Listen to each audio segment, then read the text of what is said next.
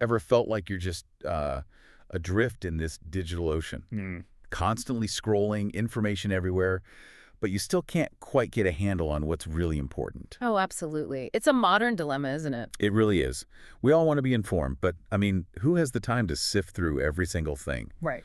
Well, you're in luck today. We're aiming to cut through some of that noise. This deep dive is basically your shortcut to understanding something fundamental: customer profile tags. Mm-hmm. We've pulled insights from a detailed presentation and expert discussion, and yeah, we're ready to share some surprising facts and, really practical uses. That's right. And by the end of this, you'll get how businesses turn all those, well, raw interactions you have into actual insights. And importantly, why some data is just so much more valuable than other bits. No. You'll see how these customer profiles, they're quietly driving everything, personalized ads, how customer service talks to you. It's pretty deep. So we're going beyond the surface today. Definitely. Prepare to see how deep data can really go. All right, let's dive right in then. Customer profile tags. It sounds like a neat way to boil down all our digital breadcrumbs into one picture. Yeah. How do businesses even start building that sort of digital portrait of us? That's a great question. At their core, these tags, sometimes called customer feature tags or just tags, it's really a method. Businesses collect all sorts of interaction data with you. All sorts. Yeah, online, offline, you name it. Then they use big data analysis to create this detailed profile of who you are as a customer. It's about painting that complete picture from, well, your digital and even physical footprints, like that portrait you mentioned, constantly being updated. And the why behind this seems pretty crucial. I mean, every single interaction, every touch point is a chance to gather data. Precisely. Yeah. Clicking an ad, visiting a site, walking into a store, it all counts. Yep. And without effectively collecting data at those points, it's basically impossible for businesses today to really understand customer behavior or, market effectively. It's about knowing you well enough to serve you better and, let's be honest, sell to you more precisely. So what kinds of data are we actually talking about? Well, for retail, it seems to fall into a few key areas. First, there's demographic attributes. Yeah. The simple stuff, right? Right. Basic personal info. Then purchase behavior tags. And this isn't just what you buy, is it? It's how often, what you look at. Right. And this is where it gets interesting. The nuances. Exactly. Like not just visiting a product page, but how long you stayed, maybe adding to a cart, then poof, removing it. Yeah. Or how many times you went back to look. It's like digital window shopping, yeah. The expert in our source mentioned adding games to your PS5 cart and then deleting them. That reveals something, an underlying interest, even if you don't buy right then. Right. It hints at intent. These subtle actions tell them a lot about your desires, your decision process. It's really quite revealing. Wow, even failed purchases tell a story. Mm-hmm. Okay, and the last type, marketing response tags. Mm-hmm. That tracks how you react to their marketing.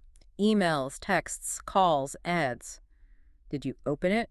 Click it. Ignore it. Okay. This tells companies if their campaigns are actually working for different groups, so they can tweak their approach. And all this data flows into something called the Customer Data Hub. Exactly. That's the customer-centric revolution part. It's about integrating all the data. Yeah. Traditional stuff like mail, digital channels, physical stores, everything connected. To enable that super precise marketing. And deliver that unified experience, browse online, add to cart, pick up in-store without a hitch. That seamless journey, that's the data hub working behind the scenes. Okay, so you have all this raw data, Mm-hmm. some messy, some neat. How does it actually become something, powerful and useful for a business manager staring at a screen? Well, the magic, if you want to call it that, is transforming it all into a data language. Machines understand. You've got structured data like spreadsheets, easy enough. Yep. But also unstructured stuff, text messages, video views, call transcripts. The goal is to process all of it and then critically present it so managers can make quick decisions. Turn the jargon into actual insight fast. What really strikes me here is this idea of richness in the tags, especially tied to Retail 4.0. Can you unpack that a bit? Why is richness so vital? Yeah, image richness is a fascinating term in this context. We're in the era of Retail 4.0, right? The big push for a totally seamless, unified customer experience across every channel, online, offline, mobile, everything. Okay. For that to work, The customer profile tags have to be incredibly diverse and rich. The closer a product or behavior is to your daily habits, think groceries, clothes, the stuff you buy often in retail, the more valuable these rich tags become for making really precise decisions. So more detail equals better decisions. Essentially, yes. It's about building that holistic 360-degree view by pulling data from all these different parts of your life. That leads to much, much more effective marketing. This brings up a key point. Is all data equal? Especially static versus dynamic tags. You mentioned retail behavior changes super fast. Oh, incredibly fast. Think about it. A supermarket might generate millions, literally millions of data points every single day. Compare that to, say, real estate. An agent might sell a few houses a year.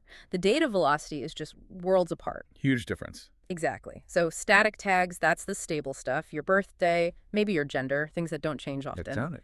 But dynamic tags, that's the real-time action. What web page are you looking at right now? Did you just fast forward that marketing video? Did you click on the specifications tab? This dynamic info is gold for real-time, event-driven marketing. So it's constantly updating based on what I'm doing now. Precisely. And businesses are constantly recalculating these tags and assigning different weights based on your very latest actions.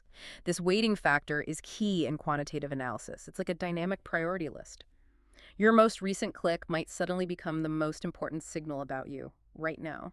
Constantly reshuffling your profile's importance. Exactly. Reshuffling based on behavior. So what does this grand connection look like? It means all these pieces connect, right? Yeah. Ads you see, sites you browse, carts you fill, things you buy, chatbots you talk to, stores you visit, items you return, everything. It's all linked by like a member ID or a cookie or your phone's device number. Yep. All those identifiers tie the disparate pieces together, creating that truly comprehensive 360-degree view of you. It's like this massive web of information, and you're right there in the center. Okay, let's make this concrete. How does this play out in the real world? Let's talk about customer service reinvented. When you call a help center, what's happening with data? Well, they're recording vast amounts often, not just your name and issue, but potentially insights into your communication style from past calls, your history, your complaints. So the next time I call. The agent might see a detailed profile pop up. Maybe it even flags patterns like if past interactions suggest you might get frustrated easily, allowing them to mentally prepare or adjust their approach. It's about anticipating needs, managing the interaction better. The source material actually highlighted how tough it can be for phone sales folks facing indifference, hitting quotas. It's a challenging job. It's funny you mentioned phone sales. I actually bought an insurance policy over the phone once, paid for it for 10 years, never met the agent face-to-face. It worked. So how does this deep data understanding really supercharge those interactions? It comes down to relevance. That deep understanding of your history, maybe even inferred personality traits, allows them to make relevant product recommendations or offer solutions that fit you. That naturally boosts success. It's not impersonal, it's precisely personal, if that makes sense. It does. Okay, shifting gears to precision marketing activities. How do these profiles help managers actually design smarter campaigns? Oh, they're absolutely indispensable. Profiles tell managers what kinds of offers or approaches different customer groups prefer. For example, Okay, say a business wants to sell more 3C products, consumer electronics like phones, cameras, laptops. They can look at the profiles of people who did buy those things. What attributes do they share? okay. Then they design an event or an offer specifically targeting similar people who haven't bought yet. It's a direct way to turn potential interest into actual sales, finding lookalike audiences. And it goes beyond just targeting, right, to forecasting success. Absolutely. Businesses use these profiles to estimate, okay, how many people are likely to respond to this campaign?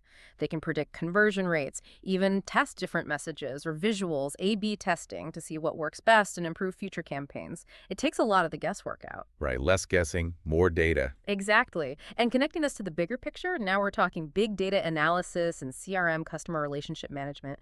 This is where businesses can really slice and dice the data, segment customers by value, by behavior. Build predictive models. Yes. Models to predict what you might buy next. Or, crucially, if you seem likely to stop being a customer, that's called a churn model. If the model flags you as a churn risk, they can proactively reach out, maybe with a special offer, to try and keep you. Ah, so that's why loyalty points are such a big deal. The sources mentioned people with more points are often the highest value customers, Businesses know that connection. They absolutely do. Yeah. And that brings us neatly to the RFM model. It's a classic for a reason. Recency, frequency, monetary value. Okay, break that down. Sure. Recency, how recently did you buy? Frequency, how often do you buy? Monetary, how much do you spend? Simple enough. Right. And generally, R and F, recency and frequency, measure your loyalty. M, monetary, measures your profitability to the business. Combine these three, and you can segment your customer base very effectively, typically into 8 distinct groups. 8 groups. Like, Yeah. Well, you might have your important value customers, your stars, or important development customers, folks with potential. Then there are important churn customers, the ones you're about to lose and need to win back fast. and each group needs a totally different strategy. Exactly. You don't talk to a loyal high spender the same way you talk to someone who hasn't bought in a year. The ultimate goal, using all these tags, especially the dynamic ones, is to nudge customers upwards, make them more loyal, more frequent buyers, higher spenders, increase their lifetime value. Okay, let's make this even more real.